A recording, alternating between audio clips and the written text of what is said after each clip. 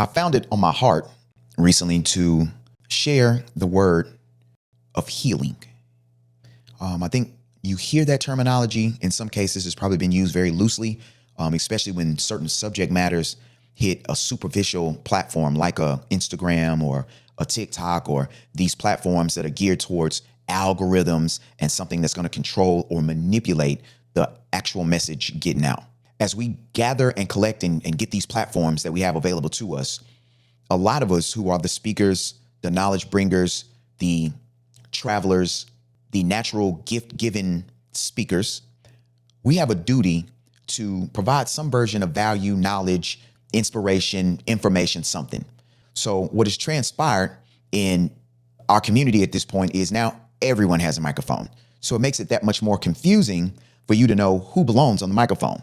Before, if you go and look back, in a lot of cases, most people who were in front of a microphone had some version of importance, some version of a message. It was something that they were providing you with.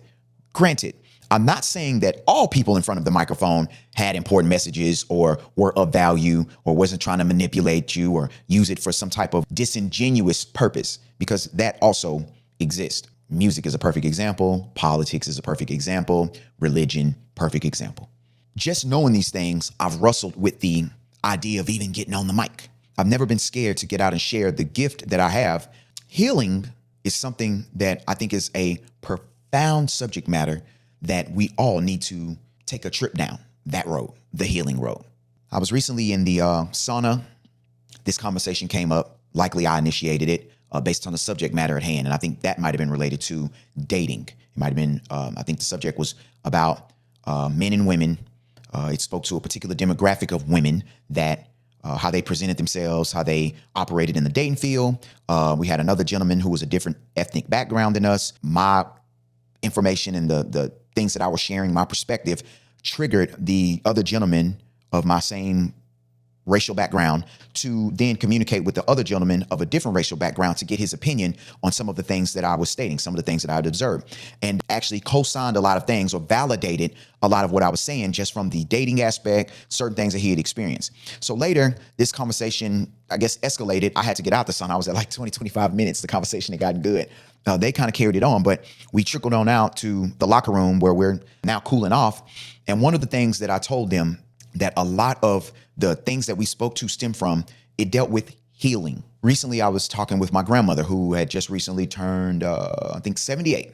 One of the conversations that came up was my healing journey. And one of the descriptions that I provided her, which I think was similar to the conversation I had with the gentleman, when we are created and we now tap into this frequency, this existence, this being, this soul, however you view it, when we come to this consciousness and we experience the human experience, in some of us, there's a particular version of innocence that we possess, the childlike innocence. And for the sake of argument, or just for the comment thugging, or just for negativity, let's just say we all come into this human existence with some version of wholeness and innocence. Let's say that, okay? At one point, let's just say like our flesh, whole, let's just say for the sake of argument, no blemishes, no issues, right? At one point in time, you end up with a cut, or what we refer to as a wound. With that wound, there is a natural healing mechanism that the body already has. Do we have that natural mechanism when it boils down to the things we experience on the outskirts? I haven't traveled down that thought. That question literally just hit me as I record this. But what I will say is, in our flesh experience, we experience a wound, and within that wound, you then have some version of healing that transpires. Now, let's just say that you're doing something, you're moving around, you're continuing to go throughout your life, and next thing you know, in your day-to-day, something happens, boom, you hit that scab. Boom, you hit that wound. Boom, you hit that cut. You might have just gotten that cut. Next thing you know, it's not even healed good. Boom, you hit it again. Think about stubbing a toe or anything that you hit. Most of you have been doing something, scratched up something that is an area that you never really bump up or scratch, and let you scratch it, bump it, scrape it, whatever it is. It seems like now you're bumping it, scraping it, scratching it, and wounding it all over again, multiple times, while it's still in the process of healing. So now think of that in the instance of us being that innocent child, that person that is out here trying to experience that inner child. Even you as a teenager or you in your adult years, let's apply the wounds that you experience. And let's look at the fact that at some point, these things hurt. At some point, these things leave an impression. At some point, these things leave a stain. If you are a brand new formed cloth, or you could be a cloth that is carried on for a long time. Guess what? At one point in time, that cloth got something on it. You need to clean it off. For those who take care of our things, we clean it off fast. For others, we might see the stain or the issue and not think nothing of it, but it can become a thing. So when I look at the aspect of healing, when you apply it to the body, there's a natural version or programming that is with the body that it naturally goes into some version of healing. But when we're dealing with people, emotions, transactions, experiences, I don't recall that being a thing. And I think this is probably another great subject matter to go down. So in your healing journey, I think the number one thing, and we'll go through my number one thing that I had to do to enter into the healing journey. And that was the H, the honesty. The honesty is what's going to be the thing that opens up the door. If there's a gate, if there's a boundary, if there's something that's holding you back from getting to healing, one of the biggest things that you're going to encounter once you know it's some version of healing that needs to go on is honesty. Even if being honest with yourself is most important. And in some aspects of it, you're going to have to be honest with others. Okay? Honesty with yourself. And in some aspects, it's going to be the honesty with others you're going to need to have. So if you're in the A aspect of heal, let's just get HEAL. Let's go to the A. That honesty, in a lot of cases, is coupled with the A, which is the accountability. If you're in a relationship and you've done wrong by a person, and most of us, a lot of it has to do with relationships. It doesn't have to be a romantic relationship. It could be our mother-father relationship. It could be our sibling relationship. Mother-father, we could be our parental relationship. It could be our sibling relationship. It could be the relationship with our boss. It could be a relationship with your neighbor. If there's some type of wound that has transpired, you're gonna have to be honest. That honest is going to release a weight off of you, okay? That weight is gonna allow you to move through the healing process efficiently.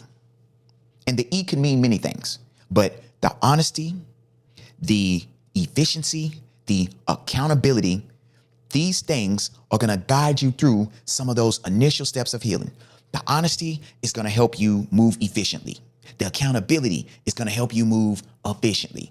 How, you ask? Well, when you lie, when you're dishonest, when you present a different face, when you wear a different mask, when you are not what you say you are, when you don't do what you say you're going to do, when you're something or present yourself as something that you're not, at one point in time, there's a weight associated with it. It's equivalent to a backpack. And you just start throwing things and shoving things in that backpack. Or it could be in that purse, or it can be in your hands. But what you end up doing when you have that dishonesty, you end up collecting more things that you have to keep up with, that you have to be accountable for, that you have to carry around, that you have to recall, remember. And that honesty allows you to present the best face forward, the honest face, the authentic face. Okay? And that's the version of you that you want. The honesty also is a requirement from God. And I'm not saying this from a religious standpoint. I'm literally speaking from the spiritual aspect of who you are in your being. Because once you start operating in that particular honesty, that energy is going to start affecting a lot of other things about you. And that honesty will become more infectious with other things that you do. Because once you start operating with a particular brand and consistency of honesty, what it's going to do is it's going to put you in a position to move more efficiently in a lot of other things that you do. Because you're giving your honest self. Now, a lot of people say, well, I can't be honest. Well, go in and have certain conversations with yourself first. Because certain things might be opinion. Certain things that you have might be emotion-based. It might be feeling-based. Go look at the facts and not just your facts. Go look at the perspectives. Perspective is huge. Sometimes you are the same coin, different side. And that's a hell of a truth to deal with. When you are the same coin, different side. So there's a level of honesty that you want to operate with that is so pure in who you are that, again, it literally is infectious to all other things around you. And I'm not just speaking to the bluntness of the honesty, because I'm one of those people that, it can be the blunt aspect. I can be telling you a truth that you don't want to hear.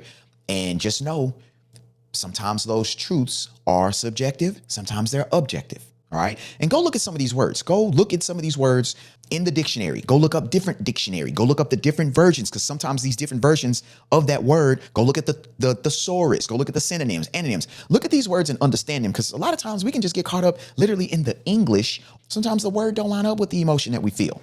So go and do some of that research as well. But while you're in this healing journey, I guarantee you that honesty is definitely like that key to opening that door so you can start going down that path. The efficiency of what you're doing all lines up with, and what I mean by that, the efficiency is not stabbing the same wound, not scraping the same wound, not stubbing the same toe, not scraping the same elbow, not experiencing the same thing that you're experienced that caused that.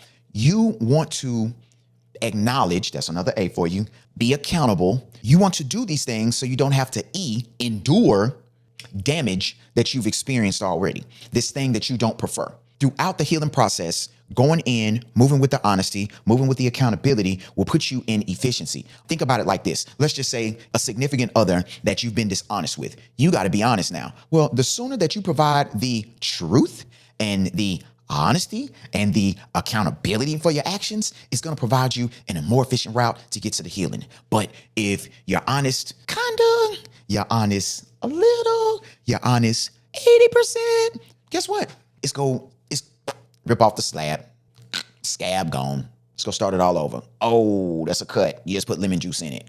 Oh, stub the toe again. Oh, you stepped on it. Oh, you hit the side of the bed. This is similar to all those things. So you want to get that honesty. You want to get that efficiency through the healing process. You want to get that accountability. And then L, let me see, what would be a good L? The L is for love. Sometimes healing, the only thing that you literally can provide in a lot of these things is going to help solve and render and get you through a lot of these things, is recognizing the love that was lacking in a lot of these scenarios. Because real love is honesty. Real love is honesty. Real love is the truth. Real love is accountability.